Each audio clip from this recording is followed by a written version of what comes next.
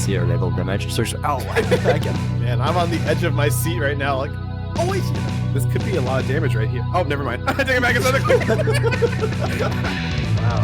Vortex kick. Vortex kick. Bart's And down. killing that Bart. Gotta be game. Oh, Wow. wow, that's game. Good evening, everybody, and welcome to Week 9 of the Charming Division WBEL Season 2. I'm Manta. I'm joined with my co-host Itomanpr. How you doing this evening? Oh, how's it going, Manta? I'm doing pretty good. I'm excited to be here for what's going to be the last week of our regular season in the Charming Division. Indeed. So, Looking forward to some fireworks this week. So as we get into this week's matches, here is where the standings currently are. As of today, I believe we have one playoff spot up for grabs. So we've got a few players down at the bottom duking it out. Right now, WickedAwesomeSausage is holding that final spot. So let's get into this week's matches and see how it plays out. see some blood. Oh yeah. So for our first match of the day, we have Detto versus Dervis. Detto rocking the Bronwell, Whisper, and Valade comp versus Dervis with Ashen Tyrell, Valade, and Young Elda. Let's get into it. All right, so starting off, we have Bronwell doing her buffs, getting her shield online, region. And on Dervis' side, we have Young Eld doing his own buffs with his AP Restore, Blade. Probably gonna get his Ice Vitalization up, get Protect. It's gonna help against these physical units from Detto's side. And Whisper is heading out. She set her own buff up. Oh, we have double Valade action. Double buffs on each side. Not sure what TMR that was, but I think it was a new one. I did not catch it either. Divine Grace, interesting. I have a feeling this may be a slow start to the match because we've got a few units who don't like to move very much, and we're in opposite corners. So I think we might hit a point where we run out of buffs here, and maybe even run out of regen and AP auto restore. You know, that haste might help Whisper close the gap a little bit, but we'll see what happens here. Interesting to note that Detto seems to have brought the right buffs, but I'm wondering if by the time they reach each other, if those buffs will be active. And now I'm not sure if that's the right buff that Dervis would want on his Young Eld to be spamming around. Well, we do know from previous weeks that Bronwell is good against Pierce, and maybe she's so good that the Pierce unit is running away from her back into the corner. So Ashen Tyrell making his way across the map. Whisper's no slouch at the Pierce res either, if she's built for it. So very true. It could be an uphill. Oh my gosh. Well, that's a way to get action started pretty quickly. Man. First blood. First damage and first blood all in one, but you know, I have a feeling that Dervis's Valade here may have his full life online, so when it's his turn, let's see if we go for the damage or if we go for the full life. We got some haste from Eld here. I think he might close the gap, and as you mentioned, clearly did a good job of Pierce Resist there, right back to full health with the regen. She healed that up like nothing. Yeah, defense down is definitely going to help Bronwell here. And here comes Crystal Judgment, LB. We've seen a few times at this point. Dropping the Defense Pen and Spirit Pen. Ooh, big damage and healing power down. That's going to hurt on the Valade. I imagine he's going to go for a Cura here. Let's see what he does. He's thinking. Knight's Blessing. Back to full health, but doesn't heal the Eld all the way. Let's see how they can tank this hit. They can tank it very well. Does get a little more health there, but here comes more big damage from Bronwell, and you know the HP restore there on hit, putting her right back up to full health. I like Detto's play so far. His team has a lot of sustain, and they're no slouch for the damage either. Fortunately, the Valade's out of range for everyone here, but you know, regen's still online. Here comes White Wave.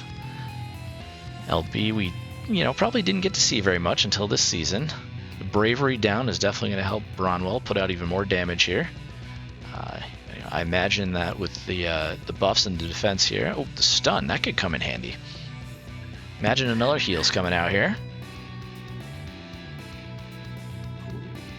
I wonder if... Ooh, one shot. And there it is. The sustain is out on Dervis' side. Now it seems like it's just a matter of time. You know, at first I thought this match might go to turns, but now I'm thinking that with the amount of damage that Bronwell can put out, that, you know, she might be able to make quick work of Eld here in the next turn or two. Lap and Whisper after the stun. See if he can chain up here. Still not much damage. Bronwell's hanging on. Still hitting hard. Whisper's up. Not a ton of damage, but gets a chain there in the slash chain. Blade's up next. I imagine he's going to heal Bronwell. Gets the one tick, so that helps. Everyone's out of AP at this point. Except Bronwell. It will go down to Prince. She does get the kill, but here comes the re-raise. Can Whisper get the kill, or do we have a unit standing here? Oh, goes down to 0.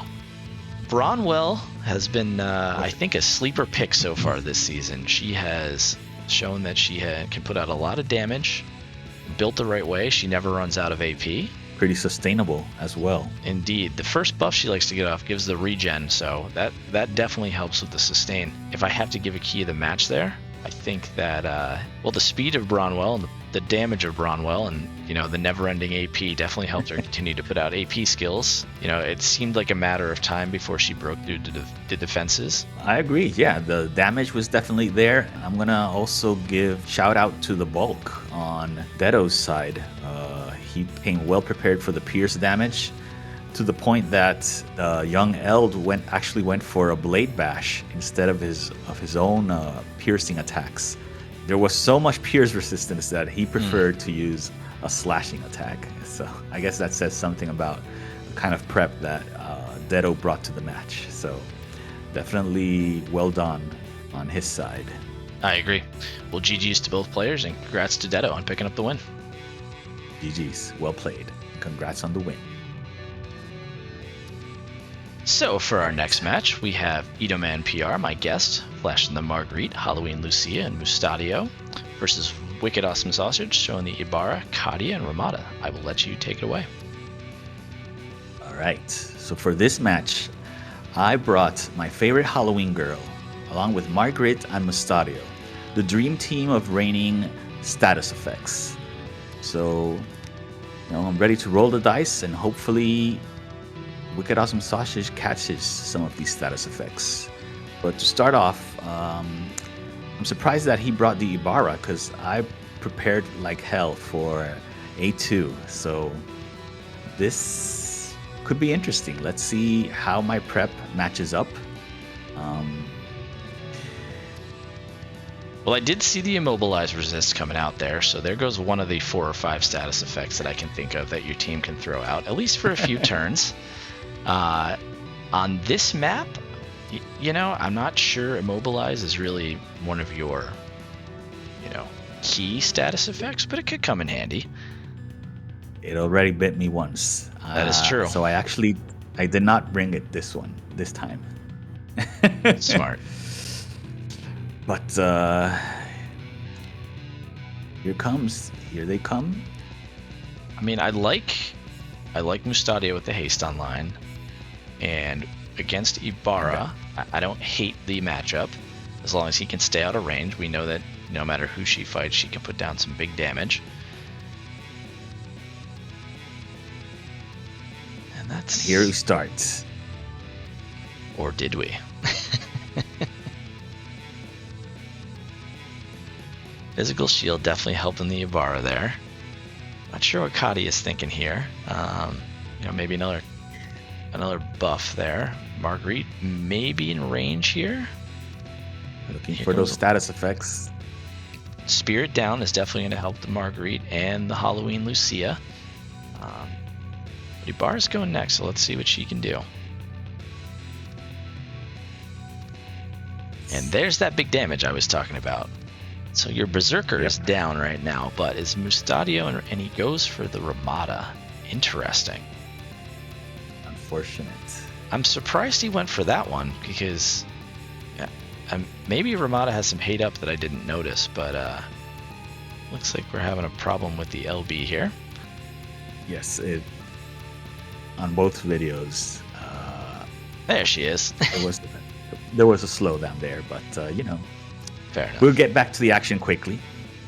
Man, that is one. Oh, that follow-up was a lot of damage. That is one bulky Ramada, though. She took that well. I gave a lot of damage. I Oof. focused on a lot of damage for the Halloween Lucia. Yes. That was the one thing I was hoping not to see for you was the Ibarra one-shot the Mustadio, but with only less than 6,200 health, it's hard to live any large damage attack there. But you got the re-raise, and it looks like you're going next, so that 11,000 cure doesn't help your cause, though. It does not. But that one-shot does. But this kill does. A lot of big damage going out in this match. Yep. But I think this may be the end here, unfortunately. Yes. Ooh. Too little, too late. And hits you with the doom there. As if I wasn't already doomed. I think that was some, whatever the opposite of foreshadowing is. Was Well. pretty on the nose. Well, I think you kind of called it early in the match there. You prepped pretty hard against physical, not expecting the Ibarra. I would have been very interested to see how that match would have played out against an A2, but I think Vincent, with the smart play bringing the Ibarra there, kind of threw your game prep out the window. What do you think? Pretty much. So I think one of the main things that we need to highlight, since I did not prep for the Ibarra, I wasn't aware that one of Ibarra's main resistances was Disable. Pretty much my approach to Disable, from the get-go with the Mustadio was just a wasted turn, pretty much. I think Mustadio went for the Ramada on his second attempt just because Ibarra had the physical shield, so he just went for more damage. It was unfortunate that Marguerite went down on the first hit because I prepped for Slash and Ice and not for a magical attack that one-shot her. So other than that, I was impressed with the damage. Ramada can be built as a pretty bulky magic tank. Lucia almost one-shot her, and I was impressed that she did one-shot the Ibarra. Yeah. At the end of the day, just didn't line up for me. Got to give Vincent the props for good prep there and throwing out the wildcard team you didn't expect. Congrats. For our next match, we have LXD92 with Bronwell, Lemure, and Minwoo versus Turambar with Minwoo, Renan, and Rain. So let's get into the Minwoo match. Right off the bat, I'm seeing double Minwoo, so I'm excited to see which Minwoo we're getting this week. I'm with you on that. I think we've got two of the fan favorites here, Turambar's Minwoo and LXD's Bronwell. So this is an exciting matchup. It's going to be a very aggressive. We know LXD's team is very aggressive. Death is delivered swiftly, so let's see what Turambar brought for this matchup. To this day, I'm still not too familiar with what Renan does other than lots of lightning magic damage. So I'm curious to see how he'll fare against Bronwell, who, if I recall, has Silencing Sweep in her kit. So that could spell some trouble for Turambar's Renan. Especially Renan if and Minwoo and Rain. So everyone's there's a risk. multiple quickens here. I'm curious to see what will happen and if she'll even prioritize it. There we know that there we have that unlimited AP strategy we all have come to fear.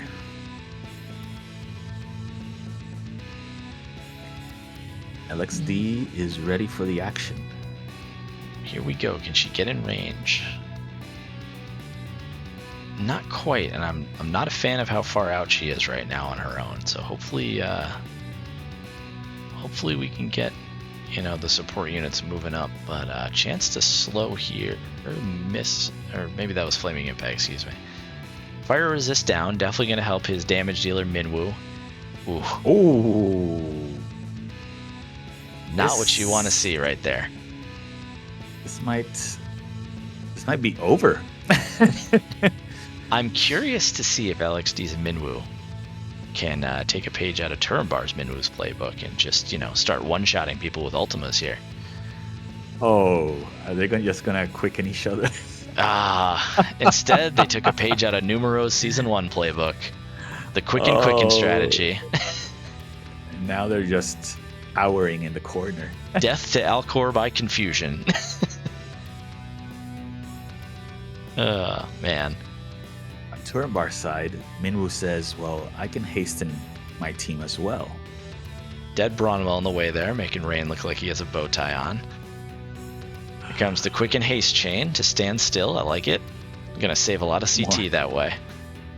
More haste. Oh, here comes the death squad.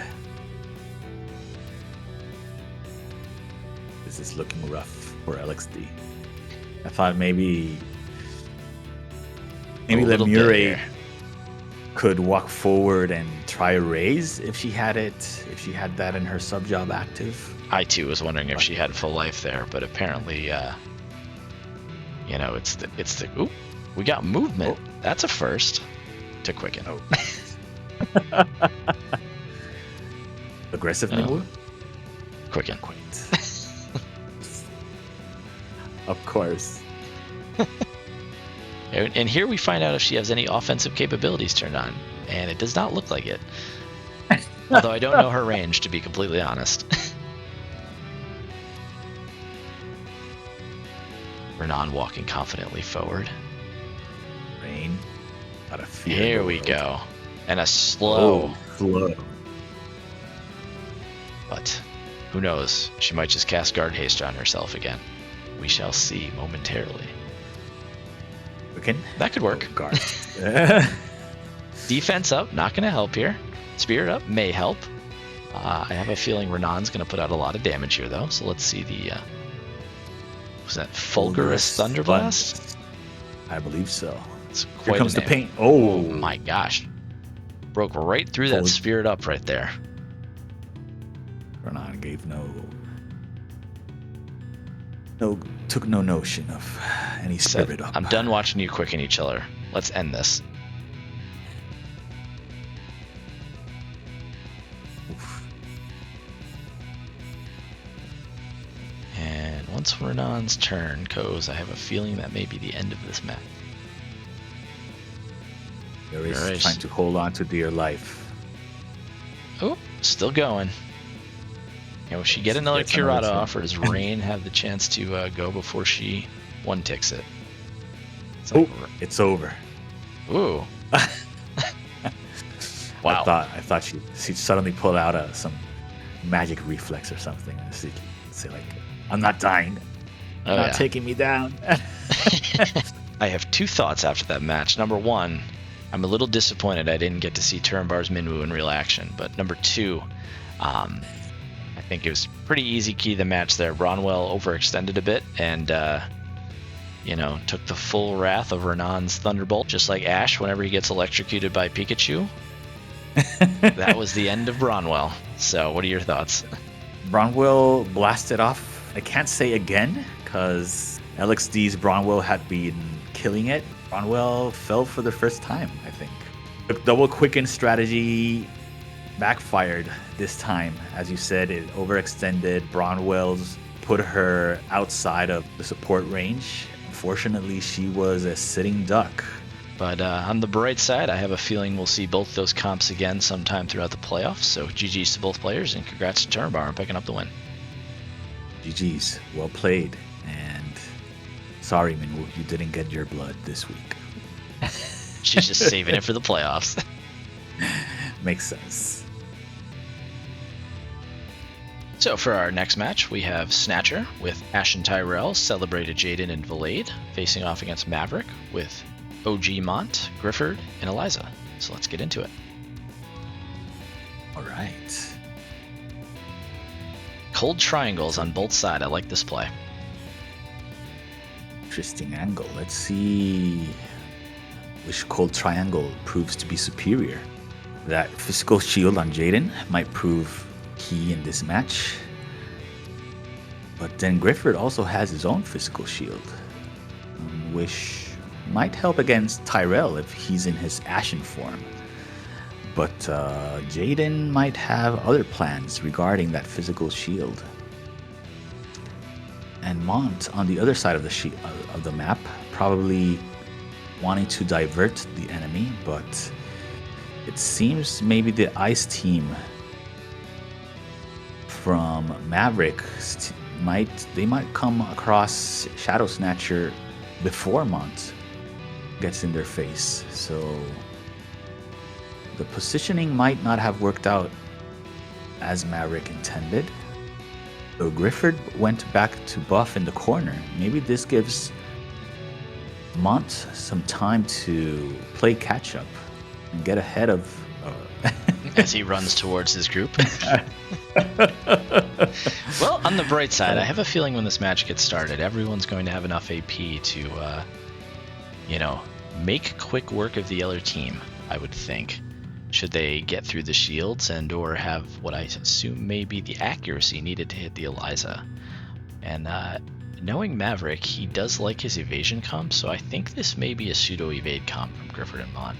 So we'll see what happens here. But that protect is definitely going to help as well on Snatcher's side. Jaden's still not quite in range. Liza, let's see if she has her missile sub on here. She does. Not a lot of damage though, but like I said before, I think she may be in evasion form, so damage may not be her main attribute. But here comes the Master of the Warhammer, Grifford's LB. Damage. Decent damage, but that's a tanky Tyrell so far. He's attacking that well. The physical shield on Jaden is holding up. Just saw a movement from Eliza, so as I expected, she is doing her best evasion right here. Good damage on both the higher HP pull units. Blade's lagging behind here. Is he going for a cure? Let's see. Cure out on Tyrell. Back at full health. Eliza says, I will take that HP right back from you. Grifford up next. That's sleep landing. That's sleep. Not good. That could be big. Dropping the AP a bit there, but Didn't Sleepy break Boy through over the here shield, is He Boy got over hit here. and they didn't realize. That's twice. He's getting hit. He's getting hit and he doesn't even realize that he's getting hit. Full life coming out. Here comes Tyrell. Oh. And Grifford says, ooh, not quite. Oh. That was some big damage, though. I thought he was going to put the Tyrell right back to sleep there on the ground, but he says not today. Chaining Dodgy. up there. Another dodge. Not breaking through the shield yet on Grifford. These physical shields have really done well so far this map. But here comes Mont. Knocking down the Tyrell again. What can Eliza do? Taking out the Jaden. So now it's 3v1 here, and I don't know that I like Valade's chances here. Yep, not in range to hit. I don't even know if he has any, offensive capabilities turned on. Looks like it may just be a matter of time here. That it does. But I think he's going to do his best to keep this match going. Indeed he is. Holding on to dear life. Here comes the only MR limit break in the game, Destiny's Cross. Okay damage. I mean, I didn't really expect a ton of damage out of the Mont there, but... There's Grifford knocking down most of the remaining HP, and Eliza coming in for the kill here. Well, there was a lot of shields going on in that match, and it took both teams quite a while to break through them. Yeah, key of the match there, I'm thinking Eliza getting in all those timely dodges. Definitely, I think, swung the match because, she was able to put down the damage while also evading damage. What do you think?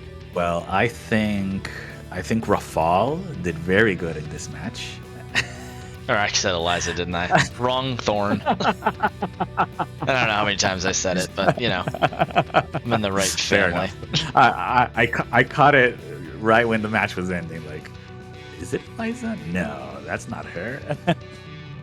Anyway, yeah, those shields, I was impressed with those shields. So yeah, those physical shields, ShadowSnatcher did have the right prep in mind. I mean, he definitely tanked several of those hits in consecutive order. So that shield lasted for a long while. He definitely was ready for Maverick was bringing, but I think that sleep might have killed any chance Jaden maybe turning the tides there. By the end of it, I think, I mean, if you look at their health pool, they were not that healthy, other than the fall because of obviously the dodging. Who knows, maybe if the other two units had fallen because of Jaden getting in the action, maybe Valade could have just kept sustaining at that point and maybe they would have outlasted the Rafale before the timer went down. That didn't happen. The sleep landed and they were able to build up a lot of chaining. Physical shield finally broke and was just no stopping Maverick's assault at that point. Some might say the sleep landed and it was good night. GG's to both players, and congrats to Maverick on picking up the win. GG, well played. And for the last match of the day, we have myself, flashing the Glaciella, Rachez, and Seymour, versus Sandrooster, with Titus, Dia, and McLeod. So let's get into it. So since it's mine, I'll take it away. I was certainly happy not to see the missile units from Sandrooster's side on this map. You know, we've seen some damage that they can put out, or some big damage they can put out right away, and I was hoping more than anything that I would be able to get in range, so I was happy to see some close range units. My strategy here, I put Glassy out front. She, you'll notice in a moment or two, she's only moving twice, so she's got the bow tie, because I'm hoping to draw all the hate to her. And that way Rachez and Seymour can, you know, get in and start doing damage, and I thought maybe the varied magical and physical slash damage would be to my benefit. Titus coming in, not a whole lot of damage there, looking good so far. We know McLeod can do a lot of damage, so I'm not too thrilled to see him haste up there, because I'm thinking, you know, if he can get in and, you know, hit more than one of my units. Both Seymour and Rachez are not exactly the most bulky, especially against physical. It's kind of just a matter of time here, waiting for the match to get going. And, you know, I liked his units grouping up in 3 there, but I actually turned off her longest range move because it was higher AP and I didn't want her to run out. And that right there is the damage I was afraid of from McLeod. But Glassy so far tanking it well and proccing her heal back. Okay, looking in a good position. And right there, I'm glad that she's out as far as she is because D is not in range for Titus, so... Ooh. Ho, ho, ho. The good RNG roll right there. Lady Luck. You know what they say, third time's a charm, because that's the first time I've landed it all season, and I got the double sleep there, so I was pretty happy with that, to say the least. Because my units are all grouped up for an AoE, and his backline units are both sleeping. Glassy taking down the first one there. The main concern is now dead. If Dia wakes up, I don't like Seymour's chances here. But I'm thinking at this point I'm in a good spot. So let's see what Rachez can do here. Oh, she can wreck is what she can do. Yeah, I was happy with how that match played out. My strategy coming in worked pretty well. For those who recall, Sandrooster did his entire roster is the cold triangle, so I had a feeling that I may see a water unit, and thought that with the amount of ice units he had, Seymour still might be a decent pick if I could keep him out of range of attacks, which I did. So, like I said, I'm happy with how that played out. I think I picked a pretty good team to cover his all-around roster and got myself the win. Definitely. It seems to me that Lady Luck smiled to you on this day. Seems you were not only rolling luck in your pools this week, you left some for your RNG in the actual match. So that sleep was very big. The initial damage coming in from McLeod was pretty scary on that Glassy. If he had been able to keep piling that up while hasted, this could have turned out different. Oh, yeah. Who knows? Maybe you still might have had the advantage, maybe? Titus was already low on AP, and Raisha's had her own magic barrier. So at the end, she proved who was the superior water katana unit. Congrats on the win, and GG. Thank you. GG's to Sandrooster. And for anyone who's curious about the polls there, just ask Alcor. I'm sure he'll be happy to share what happened this week. Poor Alcor. That concludes our regular season in the Charming Division. After a thrilling 9 weeks and several different Shoutcaster duos, here's where our final standings play out. Picking up the buys, we have Turambar Maverick in spots 1 and 2. First playoff match will be the 3-seed LXD92 versus the 6-seed WickedAwesomeSausage, who, congrats to him on picking up the win this week, secured his playoff spot. In our other match, we have the 4th place ShadowSnatcher versus the 5th place Itoman. Congrats as well for making the playoffs. Excited about this matchup. ShadowSnatcher was my first opponent, so it seems kind of fitting that we get to face off first in the playoffs. It was, that one was foreshadowing in a good way, apparently, unlike the Dooms that you got this week. That was rough. So, sitting out the playoffs this season, Detto, Dervis, myself, and Sandrooster.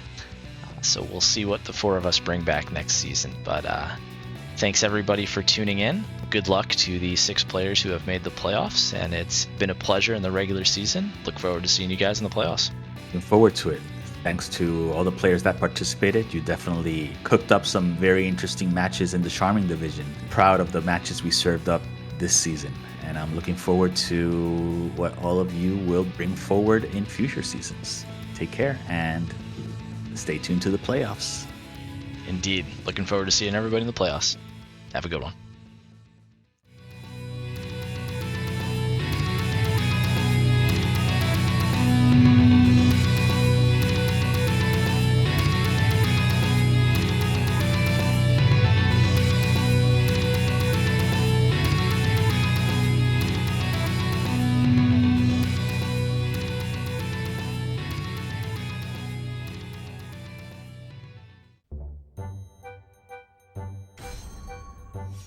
I suppose I can play. Close. Thank you.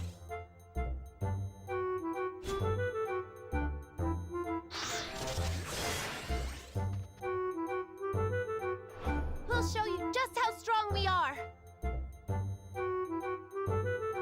Let us enjoy ourselves. Your demise is upon you. The stars are quite boisterous. You have You my deserve my thanks. Everyone ready? Are you okay? Let's go. I'm ready. Sacred blessing. I am indebted.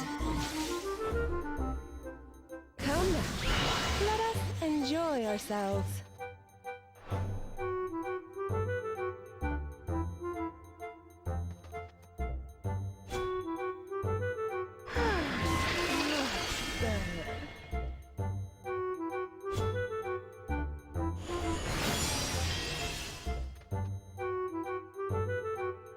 I've got you You covered. deserve You my can do it. thanks.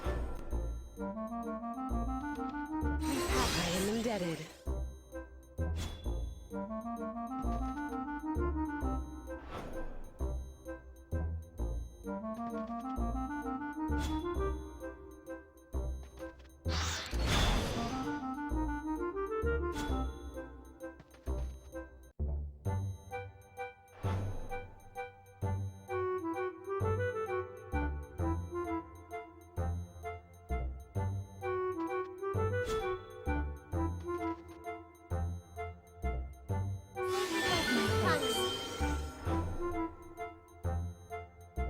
You have my power to you.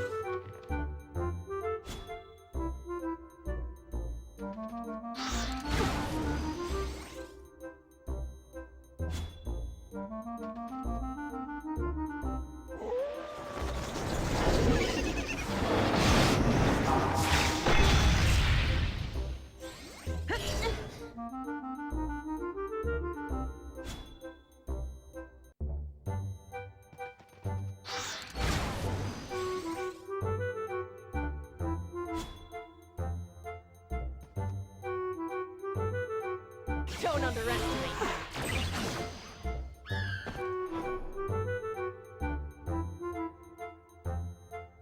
I've got you covered. You can do it.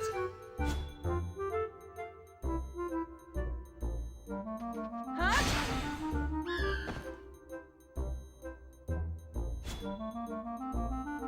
Here we go.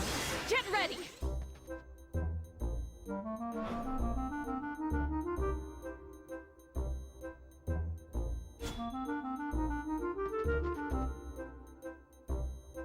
Can you handle it? Sacred blessings upon you.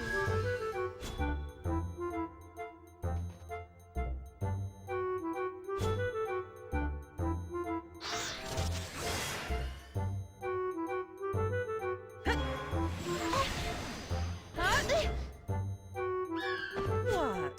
Is it over already?